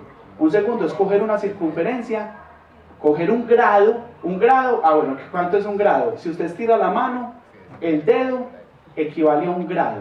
Usted estira la mano y el grado meñique es más o menos 1 grado. Coge ese dedo y divídalo en 3.600 partes. Eso es 1 segundo de arco. Imagínense lo lejos que tiene que estar. ¿Y esto tiene cuántos millones? Son 300 millones. 300 millones de parsec. O sea, es una cosa inmensa. Pero en el universo, ¿qué sería? Como una tajadita, ¿ok? Sí, es una pequeña porción, porque utilizamos también para hacer esta simulación un concepto que se llama redshift, o sea, la luz que nosotros detectamos de las estrellas o de las galaxias, ¿sí?, está corrida hacia ciertas longitudes de onda. En este caso, esta corrida, el redshift, es una medida de cuánto se ha corrido esa luz hacia el rojo. ¿Sí? Entonces, esta simulación utiliza un corrimiento de 0.05. O sea, a pesar de que es bastante grande, en realidad en la escala del universo esto es una... O sea, en la escala del universo eso es un pedazo, es un corte diminuto. Ahora, esta es un corte transversal de dicha imagen. Listo, entonces tenemos ese cubo gigante y le hacemos un corte transversal. ¿Qué es un corte transversal? Imagínense en el corazón y ustedes lo parten a la mitad. Y entonces uno ve el interior del corazón. Imagínense que pudiéramos partir a alguien, a mí, ¿cierto? A mí, si me parten a mí. Pues así, me parten transversalmente, entonces verían cada sección mía del interior de mi cuerpo. Es más o menos lo que hicieron con esta imagen. Cogen el cubo y lo tajan. Hacen un pan tajado de ese cubo que hay ahí. Cada tajada se vería como entonces más o menos así. Aquí lo que te muestra es, mira, los filamentos que yo te decía. Ya se ves acá, hacen una especie de zoom, sí, para ver qué hasta que llegara a las galaxias particulares que serían. ¿Pero esa es una galaxia o un cúmulo? ¿O un supercúmulo? Un cerebro. Sí, sería prácticamente como un supercúmulo, porque hay varias galaxias, pero las galaxias serían como estos puntos pequeñitos. Pero lo importante es que miras que no sé, las galaxias se acumulan de esta forma, o sea, no colapsan, por así decirlo, sino que hacen una especie de filamento que es importante. Listo, miren que lo que decía ahora, cuando uno ve la red neuronal, se parece mucho a eso, se parece al núcleo de la neurona y el axón, que son las líneas que conectan entre un cúmulo y otro. Tiene una estructura similar, o a un repollo. ¿Ustedes han visto un repollo?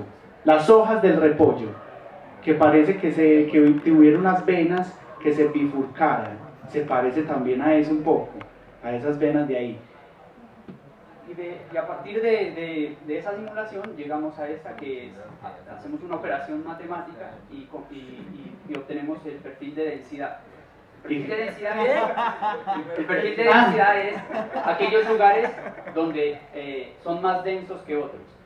¿Sí? Un lugar donde hay más densos. Entonces pensemos otra vez en las sillas y las personas. Exacto. O sea, Entonces, esta es una zona más densa del auditorio.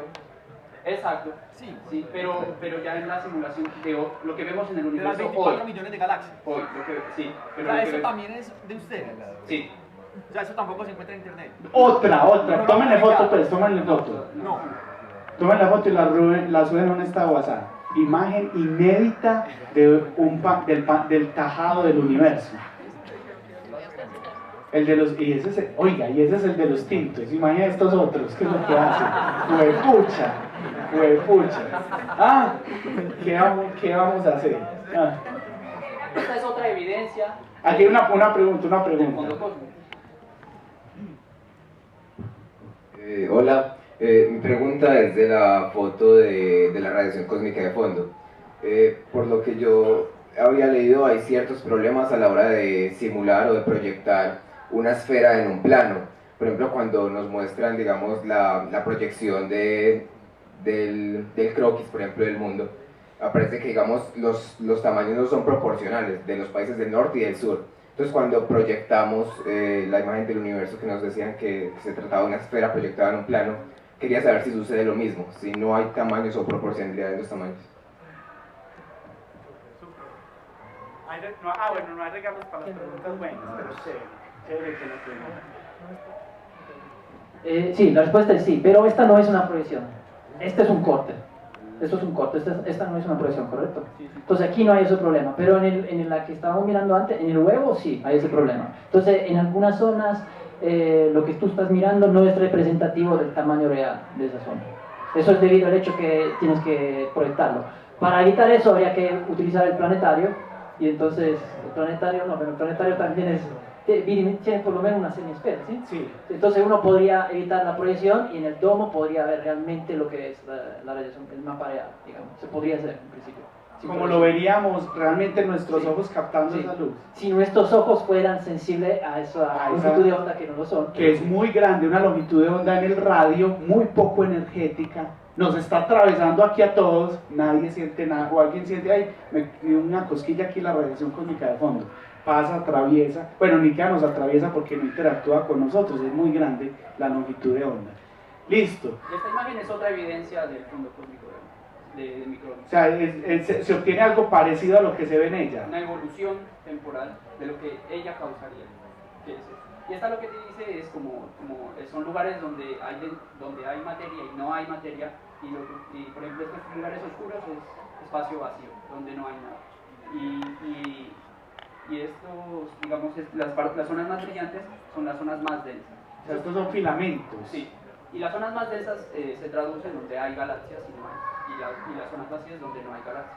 O cúmulos de galaxias sería en este caso, pues, por la magnitud de la simulación. Listo, muy bien. A ver, ya nos vamos yendo. ¿Qué? Ah, listo. Entonces vamos.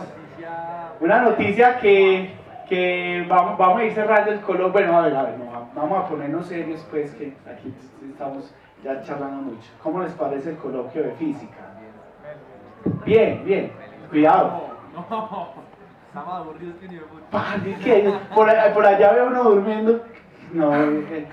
No, muchachos, recuerden, un trabajito de Miguel y mío, nos gusta comer, tenemos novia, salir el fin de semana.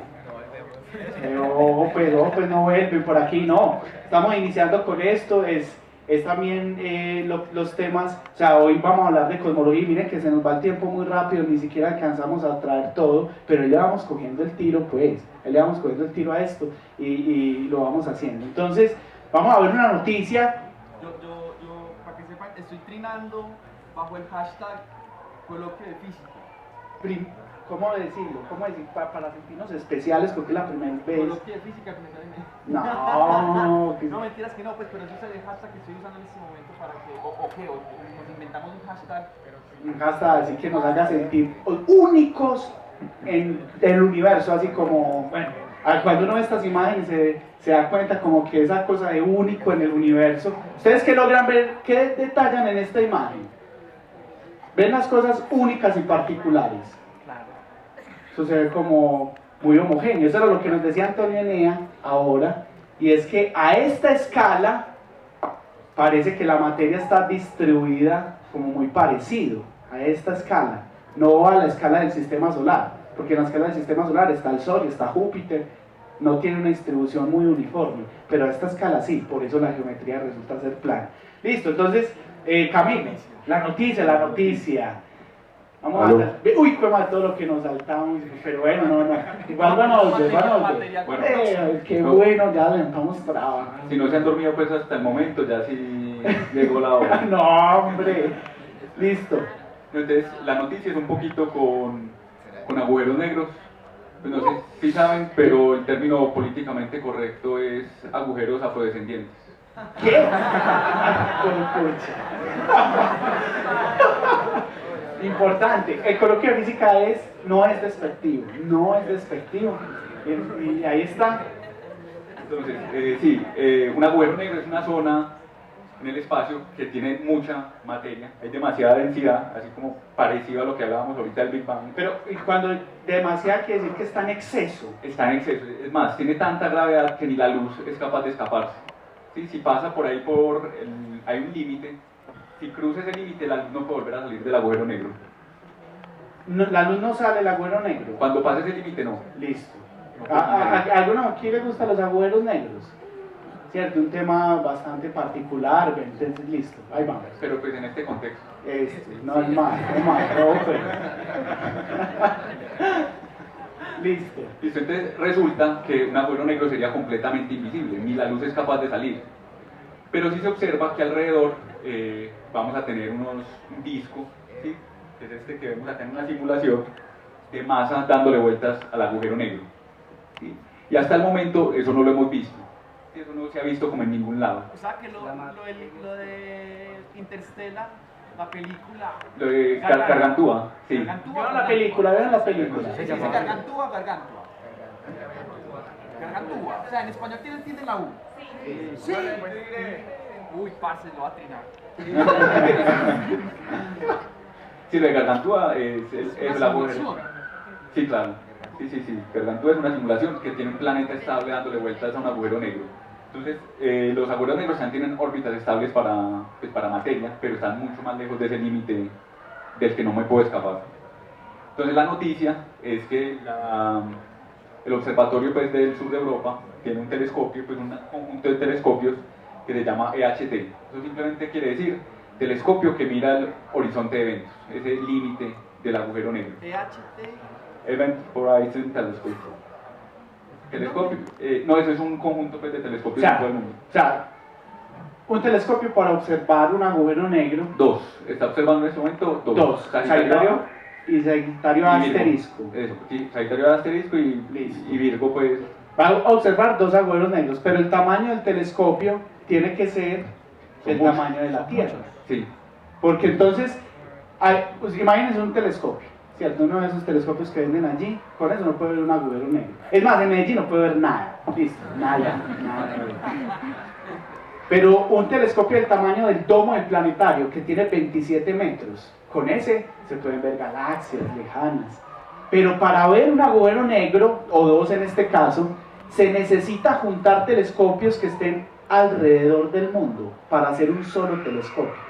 Que uno podría decir que casi que es un telescopio del tamaño del diámetro de la Tierra, sí, que están al lados opuestos y observan hacia el mismo lugar varios para formar una sola imagen de estos objetos. Eso. Sí, precisamente. Entonces está mirando esos dos objetos, un montón de telescopios alrededor del mundo. Y anunciaron que la próxima semana van a hacer una rueda de prensa. Aquí está, van a hacer una rueda de prensa en 6 ciudades diferentes, pues van a hacer 6 conferencias al mismo tiempo, simultáneas en todo el mundo. Y se especula que son las primeras fotos pues, que hay de agujeros negros de Sagitario A. O sea, las van a revelar delante de la gente, ¿ok? Sí. ¿Y aquí no vamos a hacer uno? No los veo infartados. No, es que estaban dormidos. Despierten pues, papá, ellos. ¿Ya sabían? Uy, esta gente tan fácil. O sea, ya Dios, infartados. o sea, esta gente de la tan- clínica, de la clínica porque... ya se habían enterado. Pero va a ser retransmitido por un telescopio chino. ¿Va a ser retransmitido? En español. En español. Y aquí vamos a hacer algo. Andrés, ¿dónde están? Vamos a hacer algo. Eso, Dara, la comunicadora del planeta. Eso, Dara, eso es una fiesta aquí. Estamos negociando en este momento con ALMA para que nos permitan hacer transmisión en vivo acá en el auditorio planetario. Entonces estaremos informando en redes, estén pendientes esta semana. Alma es del arreglo de radiotelescopios de Chile. De Chile, la Se ESA. va a hacer el miércoles. El miércoles, es más, la rueda de prensa empieza a las 6 de la mañana, más o menos. Y a las 4 todos en el auditorio del Planetario de Medellín. Guardando puesto a las 4:30, como para que no madruguen tanto. Y la idea va a ser esa, que van a estar transmitiendo, van a estar hablándonos de algunas cositas, como ya te decía, estamos negociando no solamente la transmisión aquí, sino además el derecho a preguntar. Entonces también es posible que Bueno, podamos hacer preguntas después de la rueda de prensa. ¿Cuánta plata hay que aportar? Pues aporten, platica para el negocio. Eso es con... ¿Abrimos una cuenta o qué? Eso, pues aquí abrimos la puerta. Ah, sí, abrimos la puerta y ponemos allí una bolsita y para que la gente vaya echando el dinero, contribución a la negociación. Venga, qué bueno, no, excelente, vamos aquí a madrugar. O manda uno al familiar que está como desocupado, cuando uno tiene que hacer vueltas de la EPS, no les pasa, usted manda que como que no tiene que hacer mucho, a que le haga la fila y después va a entrar, así más o menos. Listo. Mucha comunicación y todo, pero no los veo realmente emocionados. Es que esto podría cambiar la forma en cómo estamos pensando, eso podría cambiar las teorías que tenemos de agujeros negros, ¿o no? No, la puede verificar, pues puede confirmar. Por eso. Sí. O puede hacer lo contrario. Les tengo una pregunta de corazón, de corazón. Si las yo quiero mostrar algo, Perdón, Mauro. No, sí, no fui capaz de contarme. Esto es... Ay, estrellas.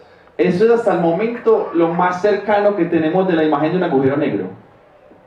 Sí, eso es un conjunto de estrellas ahí orbitando el agujero negro en el centro de la galaxia. Esta es una evidencia que tenemos de un agujero negro. Es una estrella orbitando nada. Sí, no se ve nada, pero sí se ve aquí en la mitad pues que las desvía un poquito.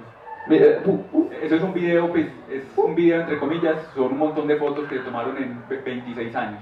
Todos los videos son un montón de fotos, ¿no? Hace 26 años. No, durante 26 años. Ah, durante 26 O sea, años. el periodo de esa estrella que uno ve es alrededor de 26 años. Este videito de un minuto se demoró 26 años. Sí, tiene un... No los veo infartados. Los veo muy tranquilos. Bueno, quería mencionar eso. Terminando, hablando de agujeros negros, debido a que estaba en el título en principio, ¿sí? Los primordiales, quería que Sergio nos hablara un poco de una noticia que tiene que ver con eso también y así podemos concluir, sí, muy rápidamente. Pero en bomba. Por eso, no, hágale. De acá, la pregunta de corazón.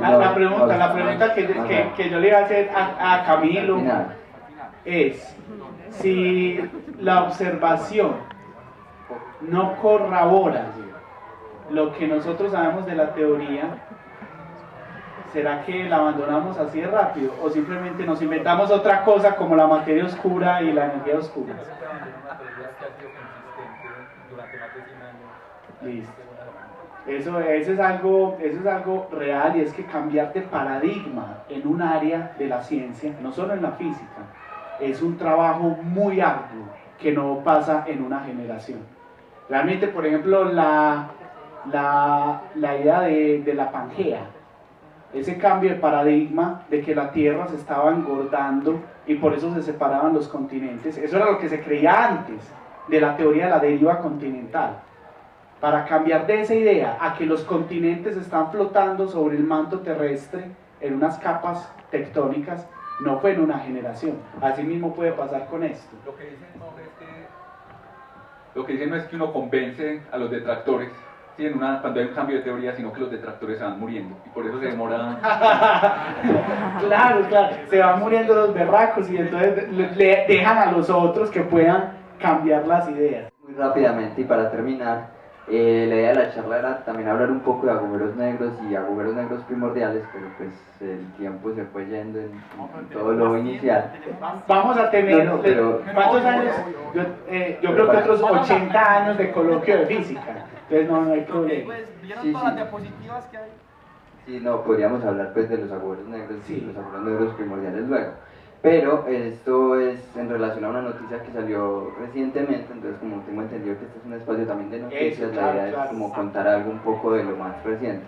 Entonces esto es un telescopio que está buscando agujeros negros primordiales. Sí, ¿cómo se llama? ¿Pero qué es HCSC?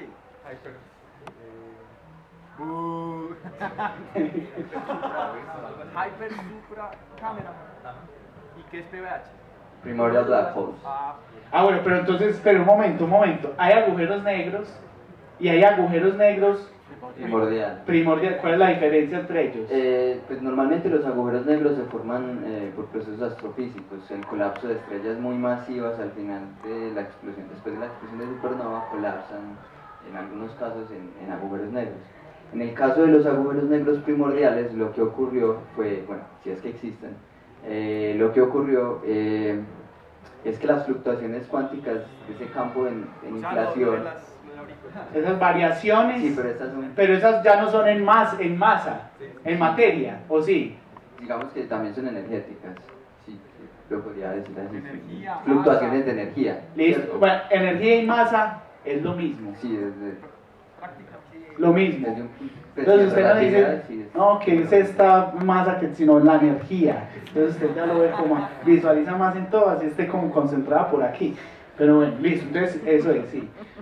Entonces, esas fluctuaciones que fueron las que causó luego las fluctuaciones de temperatura de la radiación cósmica de fondo, en otras escalas también pudieron haber generado agujeros negros primordiales, y esas fluctuaciones eran lo suficientemente grandes en ciertas regiones del espacio, ¿cierto?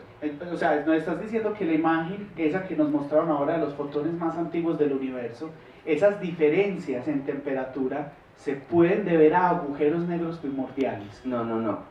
Que el mismo mecanismo que causó esas diferencias de temperatura hizo agujeros. Podría haber causado agujeros negros primordiales también en la edad temprana del universo.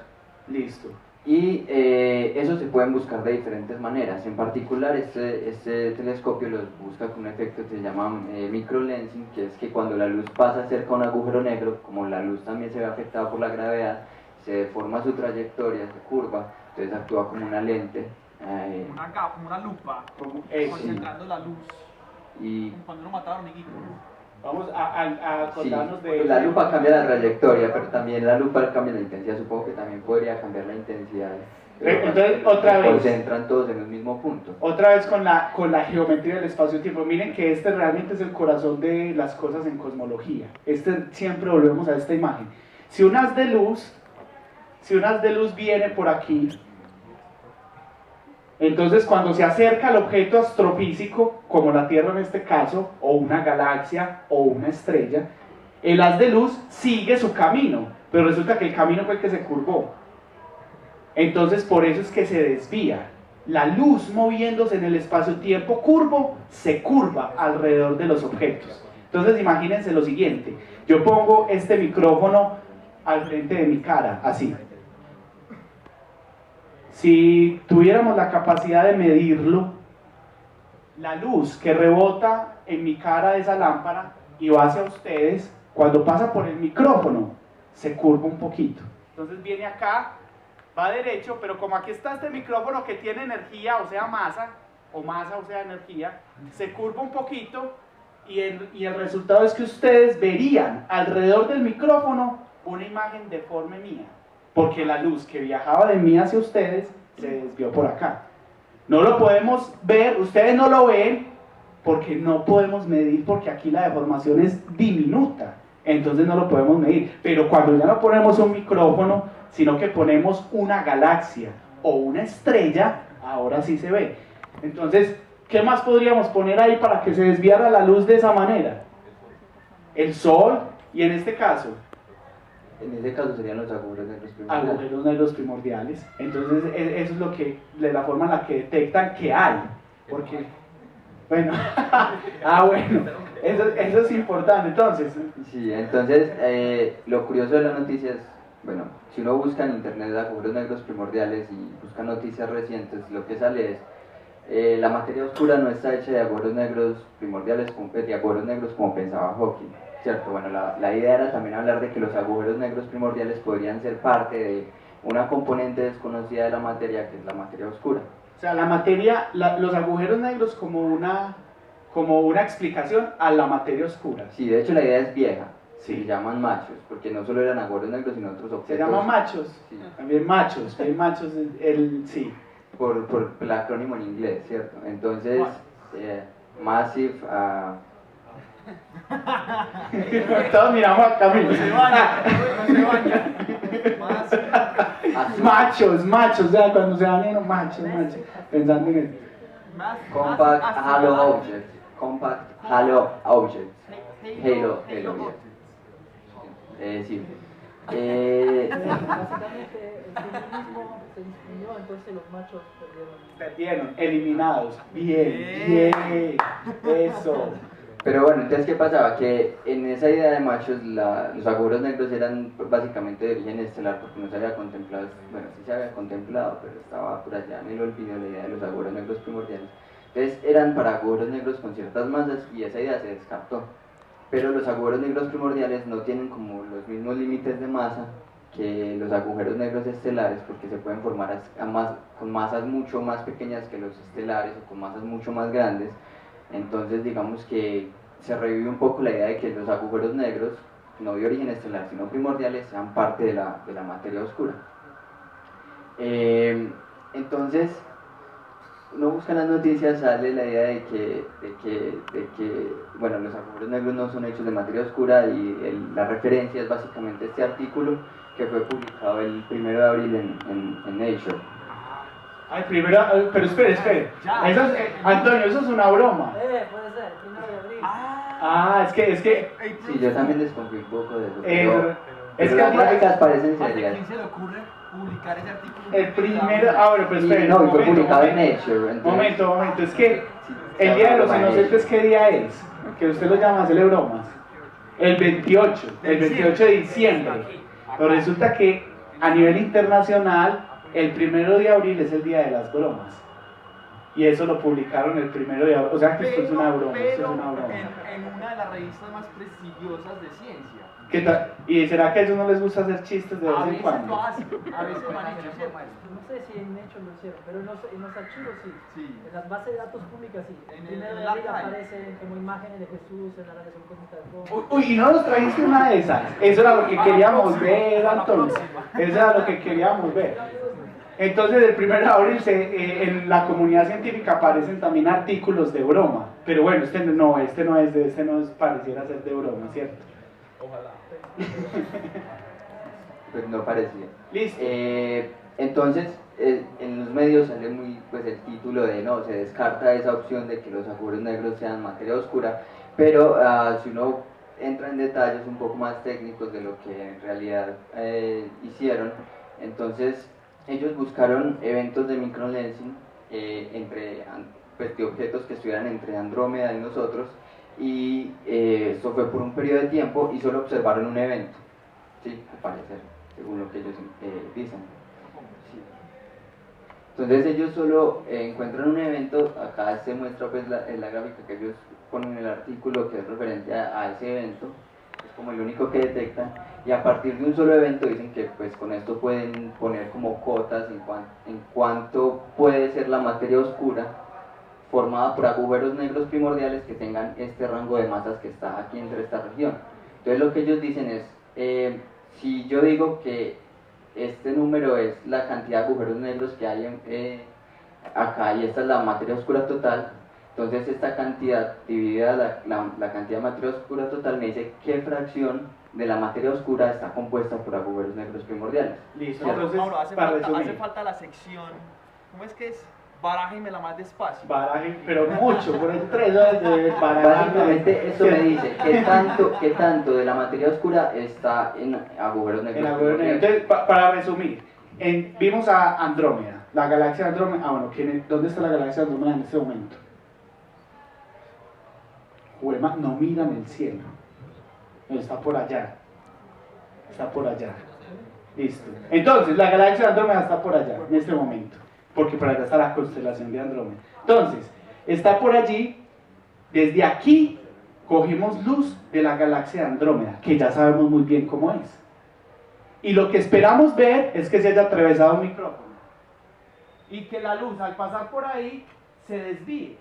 Pero ese micrófono ya no es este, sino un micro agujero negro, ¿cierto? Sí. Entonces hicieron eso, quedaron mirándose mucho rato hacia allá y no se vio nada, nada. Solo por allá en algún momento, se vio algo extraño. Y con eso concluyen, ellos dicen, que pueden saber el porcentaje de materia oscura que estaría compuesta de esos microagujeros negros. Sí, y con un rango limitado de masas, porque depende pues del aparato que está mirando qué masas puede descartar. Entonces lo que ellos descartaron fue que entre estas masas la fracción de agujeros negros puede ser de este número. Entonces, Pero espera, ¿esas son masas solares? La de arriba es masas solares, la de abajo es gramos.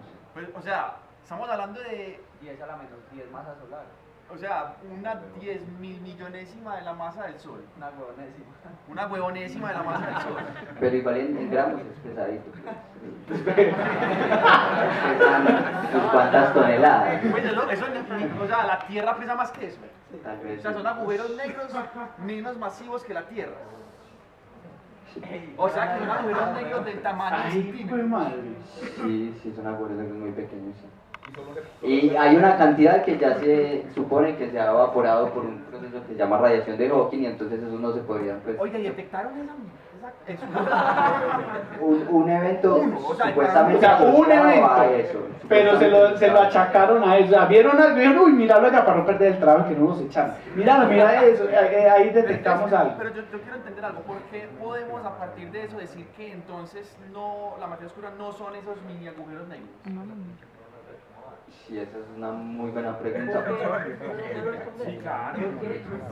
Si hubieran más agujeros negros, lo que ellos observaron no sería un solo evento, sino serían miles de eventos. Pero es que, Entonces podemos deducir que hay muy pocos. Y no son bastante para representar una fracción importante de la materia oscura total que se necesita para explicar las otras observaciones. Esa es la idea, básicamente. Si hubieran más eventos, uno podría deducir, ok, hay muchos de estos, pero parece que hay muy pocos, y esos pocos no son bastante para explicar la materia oscura. Es más, podríamos decir que no hay nada y que ese es de pronto otra cosa. No sé, porque no he leído el artículo de la fracción. Porque dice, así, de lo que le salga aquí del estómago. Profe, un evento es poco. salió hace una semana. Sí, no. Uy, bueno. Que no tira tan duro. Listo, no, muy bien, yo creo que con esto vamos cerrando el coloquio, porque la gente ya está yendo. Bueno, gracias. Preguntas, bueno, sí, claro. Sí. Pues nos vamos a salir un poquito del tema y volver al inicio de la teoría del Big Bang. Tenemos claro entonces que según lo que tenemos hasta ahora conocimiento es que toda la masa del universo siempre ha sido prácticamente la misma y se ha expandido. Entonces el espacio-tiempo se está creando a cada segundo de pues estamos viviendo, pues sin el tiempo de nosotros, no el tiempo cósmico pues. Sí, el espacio-tiempo, si el universo se está expandiendo, de alguna forma se está creando, violando la conservación de la energía, básicamente.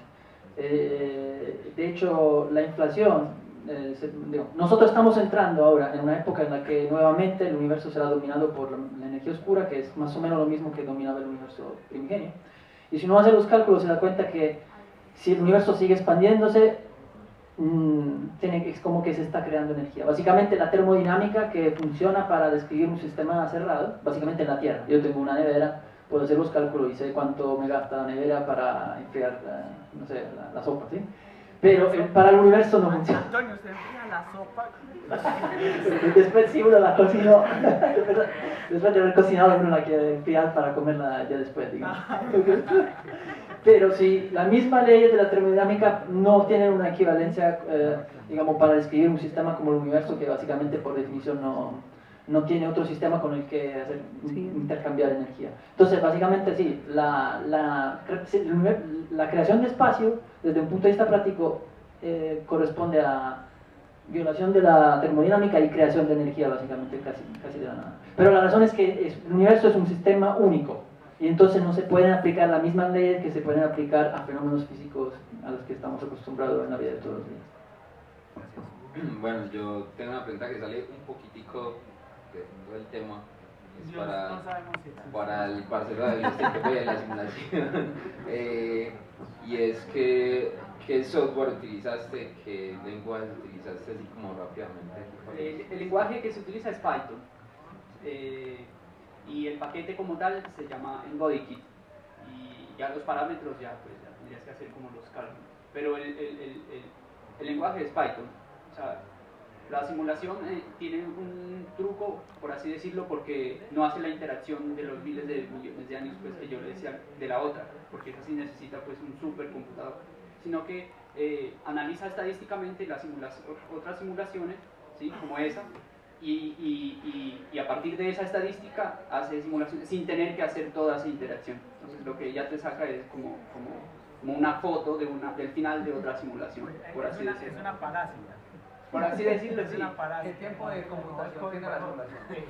Esta que ajá, esa se demoró más o menos. ¿Cuál es? Otra pregunta, ¿qué tiempo de computación tiene la simulación que hicieron? Esa se demoró más o menos 1 hora y como 40 minutos más o menos. ¿Y vos qué haces durante ese tiempo?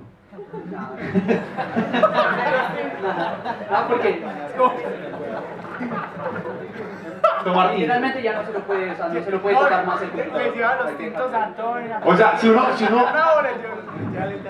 uno medio mueve el mouse ya se traba. Se traba porque te consume toda la memoria RAM. La memoria RAM con la que se hizo eran 32 gigas y se las consumía todas. Y si tú movías el mouse, tú sabes que hacer esa operación pues consume memoria RAM. O sea, uno llega a un enter y ya, quieto. Ya, o sea, casi que burbuja de cristal. Y ese fue el límite que fueron 20 millones. 24 millones 396 no, 3096. La memoria RAM. Hola, buenas noches. Pues, con base a lo que usted decía ahorita sobre la simulación que se hizo en Python y el supercomputador que se necesitaría, bueno, por ahí leí un libro que me gusta mucho, no sé si de pronto lo habrán leído, pero es un autor muy conocido. Se llama Origen, de Dan Brown. Y uno de los personajes, Edmund Kirsch, hace una simulación de cómo sería la creación del universo a través de un programa con una supercomputadora, una computadora cuántica, en lo cual podrían demostrar cómo fue el origen del universo y hacia dónde llegaría. Básicamente esto en la vida real se podría hacer. De hecho es una de las cosas que estamos haciendo, porque estas simulaciones las queremos hacer varias veces para entrenar una inteligencia artificial que sea capaz de decirnos qué parámetros se usaron para hacerlas. Ella no va a saber qué parámetros, simplemente lo que vamos a pasarle son puntos distribuidos en el espacio a los que están asociados una masa, que son las simulaciones. Y una de las cosas que queremos también es pasarle esto a una inteligencia artificial y que ella nos diga qué se usó, qué ecuaciones se usaron, qué parámetros, y eso es, digamos, haría de cierta medida lo que tú dijiste. Sí, bueno. Y también quizás se podría retomar nuevamente el experimento de Miller-Urey, Bueno, en este caso, pues el experimento de Milley es para la creación de la vida aquí en la Tierra, pues que en el océano pues, subterráneo, que había corrientes, pero eso ya es a otro nivel de detalle. Sí, nosotros estamos preocupados ya solo por galaxias. Sí, es otra escala, completamente. O sea, uno podría decir que la única interacción ahí metida es gravedad, la interacción física. Sí, no, y es más, y ni tanto, pues estamos despreciando un poco las interacciones partícula a partícula. Sí, es más que todo estadístico, pero sí, incluye solo la gravedad. Cambio. Bueno, ya para. Muchas gracias. Gracias a ustedes. Ya para concluir este coloquio con esta última reflexión del universo, de cómo ha cambiado la forma de la energía dentro del universo. Puede ser que este sea el único instante del universo donde la materia alcanzó a estar en un estado en el que formó moléculas o que formó este tipo de interacciones, porque miren, mucho antes en el universo no existían ni átomos ni partículas fundamentales. Hubo un momento en el que no existían partículas fundamentales y el universo sigue evolucionando y sigue cambiando esa estructura de la materia. Esta es muy particular, ¿cierto? Puede ser de millones de años, miles de millones de años, pero aún así eso sigue siendo una cosa particular en toda la historia del universo. Listo, bueno. Ya estamos cansados. Sí, ya. Tenemos 40 minutos, ¿sabes cuánto nos demoramos? ¿Cuánto vive aquí? Nos demoramos 41 minutos. ¡Ah! ¡Qué buen madre! Bueno. No, ya no, yo quiero pedir un aplauso muy grande a nuestros primeros invitados de nuestro primer coloquio de física del Planetario de Medellín, el grupo Cosmograph, Cosmología y Gravitación de la Universidad de Antioquia. Ojalá que podamos volver a tenerlos por acá. Afortunadamente todos tuvieron la oportunidad de vamos a intentar seguir haciendo esto. Sí, vamos a intentar seguir ¿cómo les pareció? un coloquio, no un soliloquio, sino un conjunto de personas acá conversando con ustedes. Ustedes hacen parte del conjunto de personas y sí, bienvenidos. Muchas gracias. Pendientes a las redes, a ver cada cuánto vamos a hacer el coloquio de física. Ay, pucha, corramos. A la salida. No, pero el refrigerio. Los que salieron era porque ya estaban entrenando el refrigerio. Puede ser de materia oscura. La perrita puede ser refrigerio de materia oscura. ¿Qué más que para un grupo de cosmología, cierto? Bueno, muchas gracias. Pasamos muy bueno aquí. Listo, nos vemos.